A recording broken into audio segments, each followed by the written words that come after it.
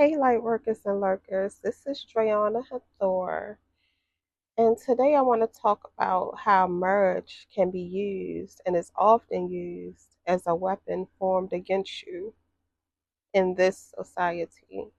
I see it all the time, and it's like very annoying to me when I see people try to like whole merge, like a failed merge, a dead merge over someone's head, like someone that decided, to move on. Like the marriage is over, if they are broken up, even though they might not be legally divorced, people will sit and hold the fact that they're still legally married over their head. And I don't understand it. Like it's very annoying to me. It's very feeble minded in the grand scheme of things, and I'm going to explain why. So, first and foremost, strictly physical marriages are not meant to stay in, they're karmic. Like, if there is no soul connection there, like no authentic soul connection, because there could be chemistry there, there could be lust there, there could be so many reasons why people get married, like I stated in my last video. But if it's not a genuine soulmate connection, it's karmic. Like, it's a relationship that someone is in that is meant to teach them a lesson, life lessons. To make a long story short, like your time here on earth, each lifetime, you're supposed to go through certain experiences, experiencing certain people. And through those relationships and those experiences, you learn soul lessons. So, if you're married to someone and it's strictly a physical marriage, there is like no spiritual marriage involved. Like they're really not, a soulmate. They're like a false soulmate because karmic soulmates are false soulmates. They're like basically pawns on a chessboard used to teach you lessons. Like they are basically, the best way to explain it is like they're programmed to do the things that they do, make the choices that they make. Like they cannot, detour their thought processes and the way they're programmed. Like they're going to do what they do. A lot of them do the same type of things. You know what I'm saying? But when you're in those relationships with them and you decide to physically marry them, that's not a relationship that you're supposed to stay in. Even if the cycle is a long cycle, the cycle could be, for over a decade. Like I was in a karmic marriage for over a decade. My cycle lasted for a really long time. But then when it was time to end, it ended. And it will end in a crazy way, like in a very abrupt way. Like, especially if you're here for a purpose. Like, if you're here for a particular purpose, like that relationship will be torn. Like it will have to, and there's no getting around it. And if you don't listen, then it'll the tower moments, meaning the moments that happen that you're supposed to have an epiphany and a revelation, like okay, this is not going to work. I'm not supposed to be with this person anymore. They will get worse and worse and worse until you decide. It's just the way it is. Like energetically, the universe, like certain incidences and certain situations are happen where you just can't be with them anymore, and you will be forced to let them go. You know what I'm saying? When it's time. So just because couples have been together for a long time doesn't mean that they're meant to be together. To be quite honest, most of the relationships that you'll encounter, most of the romantic relationships that you will encounter, you're not supposed to stay with indefinitely. Like you're supposed to experience them, learn whatever lessons you're supposed to learn for however long you're supposed to learn them, and then you let them go. Very, very, very few relationships are meant to be. Very few are really. Like, that's just the honest truth. But on this planet and this society, people are shamed into letting relationships go, especially if you are married under the eyes of God, married by law, which they don't really care about law. A lot of the times, the intention behind the scrutiny, the intention behind it is mostly religious.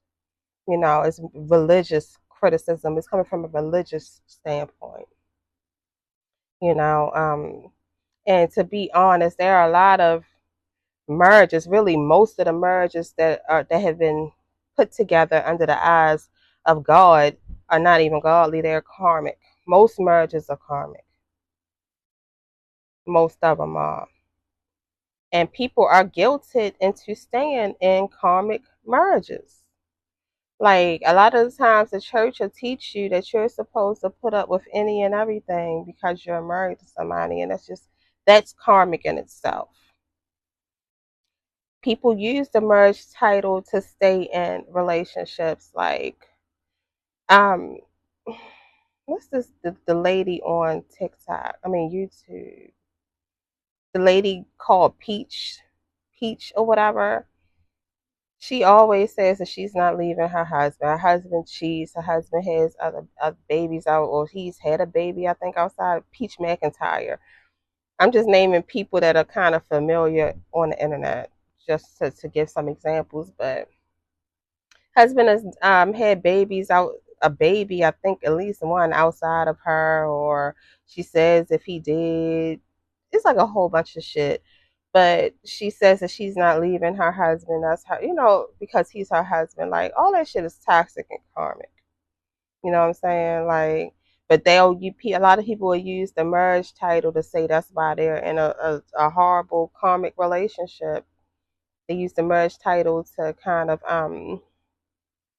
make that an excuse to be there, which is crazy to me. Like it's certain things that's just like, okay, no marriage is perfect, but it's certain things where that can go on that should be deal breakers.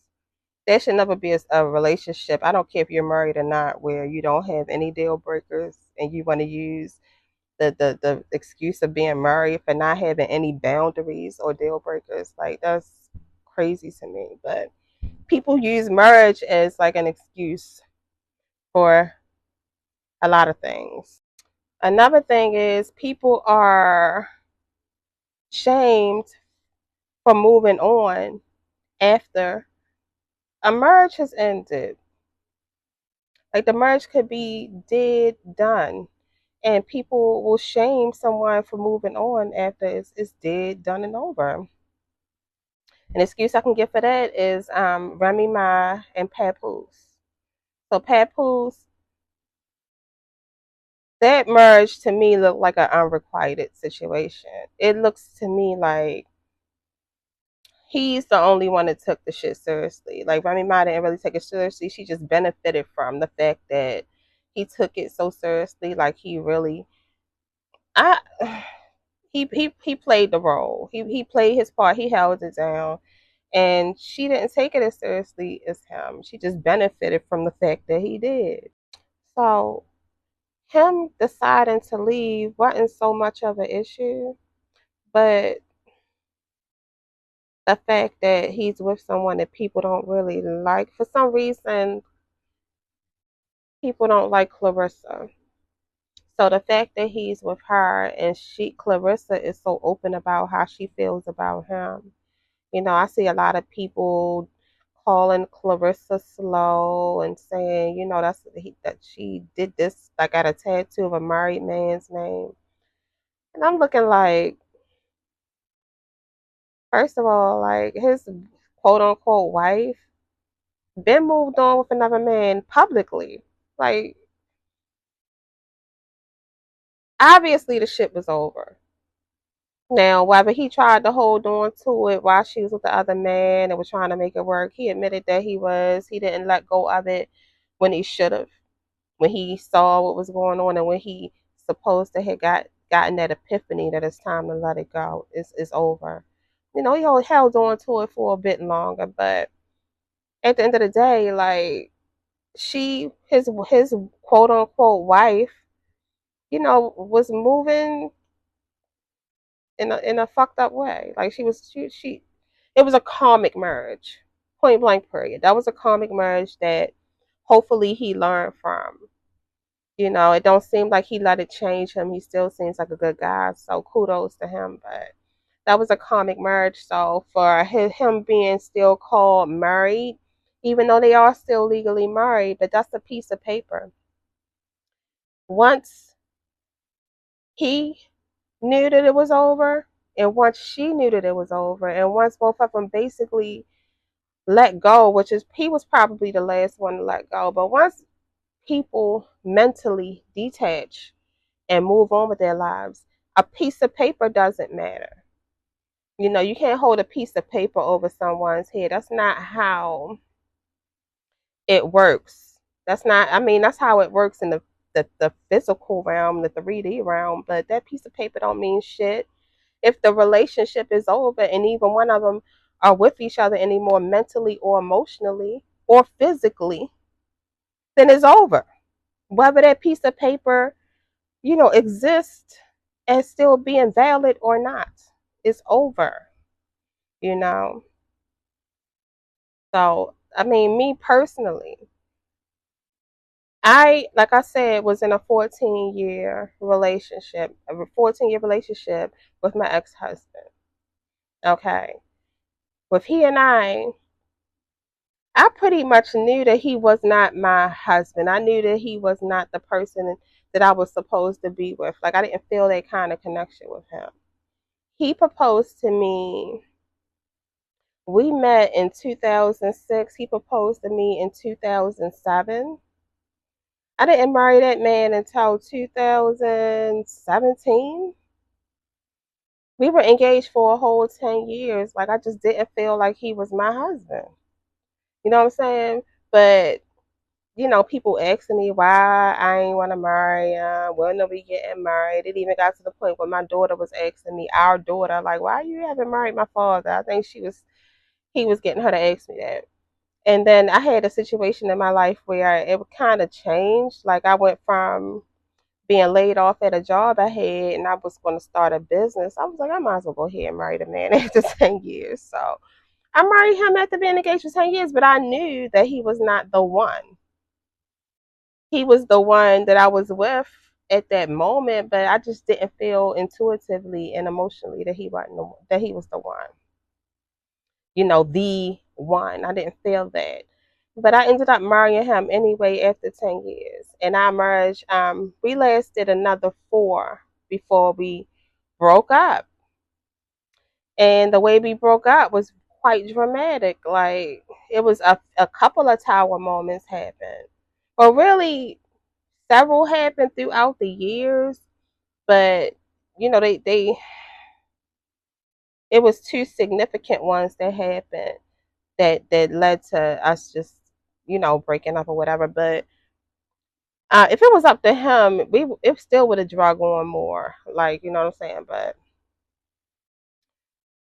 like, our relationship, the cycle came to an end. There was no getting around it. Hence, why the tower moments happened.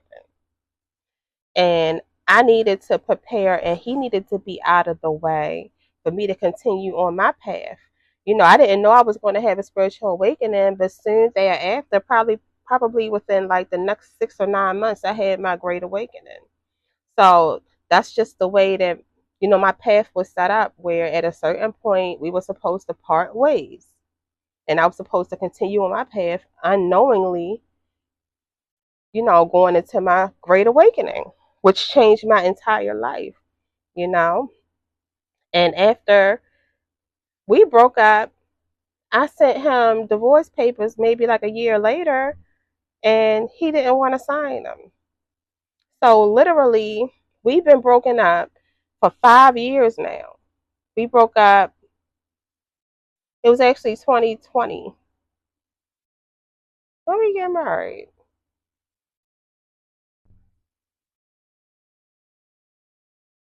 We got married in 2016 then. We got married in 2016. I broke up in 2020. It's been 5 years since he and I broke up. A year after we broke up, I, went through a company to do the divorce, had the divorce papers mailed to him by the company, certified mail, and he didn't sign. So now, just now, he filed for divorce. 4 years later, he's filed for divorce. I signed the paperwork, no problem, and I have a court date this month to go. And hopefully, I'll be divorced this month, but officially. But during all this time, he has not been a factor in my on my journey. Like literally, when we broke up back in 2020, that was the end. That was the end. Like he was a non-factor. I moved on and met my twin flame and went through that whole fucking shit. And then I actually encountered, or my actual spiritual spouse, the man that I was married to from the time I was basically born on this planet, made contact with me, and I went through a whole shit show with him after that.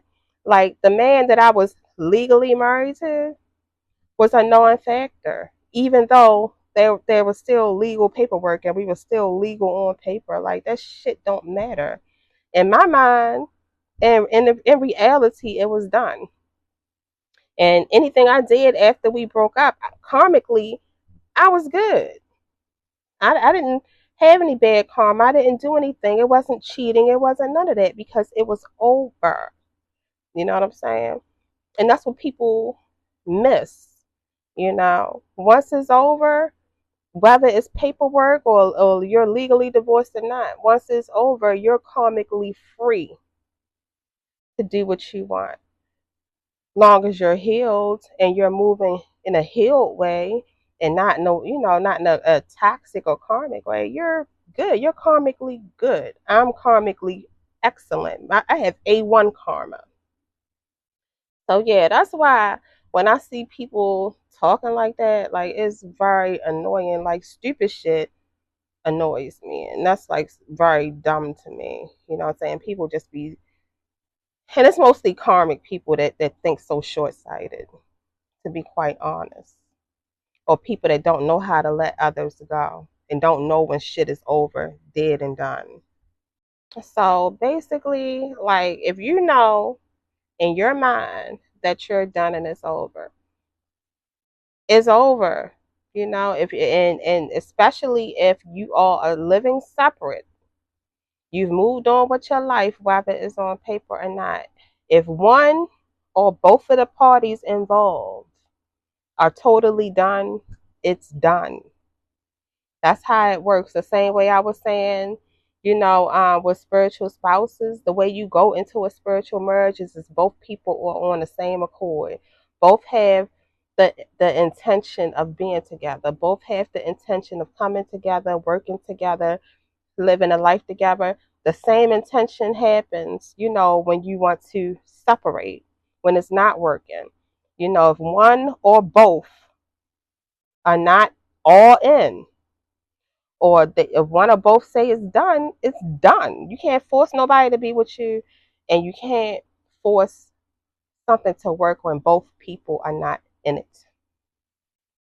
And it's just what it is. And I'm pretty sure that the people involved that was actually involved in Papoose and Remy's marriage, meaning Papoose and Remy, both knew when it was over.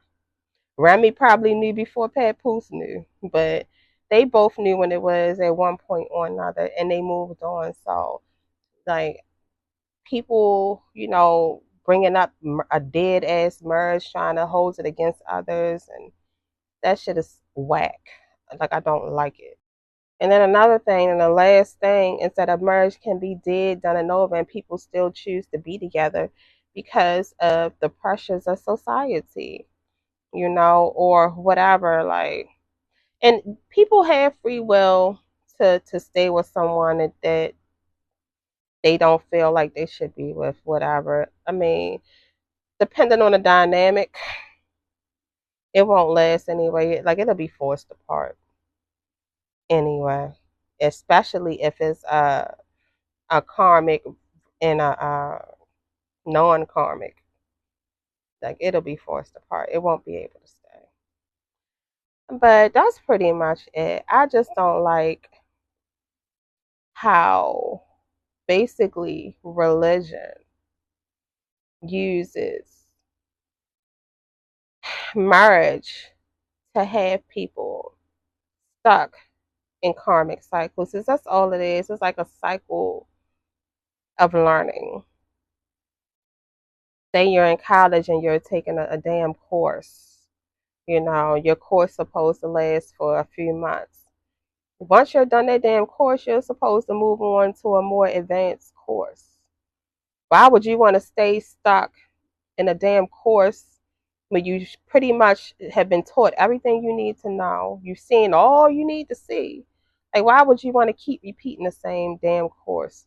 Or if you're in school, grade school, why would you want to keep repeating the same damn grade? You're in eighth grade for, you're supposed to be there for a year. You're there for 4, 5, 6 years after you done already, seeing everything you need to see, and you should be moving the fuck on.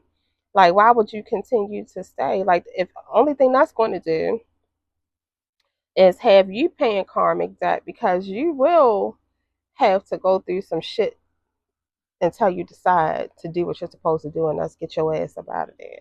You know what I'm saying? And my advice is not to pay attention and not to let other people that are blind and sleep influence the way that you move in your life. You know when shit is done. You know when shit is over. You know when you don't want to be there no more. Do what you have to do for yourself, because that's your life. You know what I'm saying? They're not living it for you, and they won't have to pay the karmic debt that you'll have to pay. They won't have to suffer, you know. Or if they are suffering, you don't have to suffer with them, because misery loves fucking company. Do what makes you happy. Listen to your inner compass, and listen to your intuition and your discernment, and do what's best for you. Is all I'm saying. And another piece of advice that I'll give is that if you are in a karmic relationship and you are not the karmic one, you're dealing with a karmic, and you are in a relationship, you're living together, you're married to them, if you decide to stay, then you should be all the way in. You should be trying to make the life that you decided to have with that person work, even if it's just a temporary cycle. Like I was with my ex husband, you know what I'm saying? And I was in. I was faithful from the day I met him. Like there was no cheating on neither one of our ends. Like I never heard of. It's like no woman can say that she, came to me woman to woman. Now, if he did some shit that I don't know about, I doubt it. But like it was never no kind of cheating situations in our shit. We were faithful to one another. We raised children together. Like if you're going to be in a relationship, whether it's with a karmic or not, you should treat it with respect. You should treat it, the way you would treat any other relationship. And once you're done, then you're free to move how you want to move. But for as long as you're in it, you should be respecting it and conducting yourself like you're in one karmically. That's not even just morally or ethically. I'm telling you, like if you're in a relationship, even if it's with a karmic and you're running around cheating and you're running around just being reckless, you can still face karma because you're responsible for your actions and the things that you do in your life, whether it's to a karmic or not.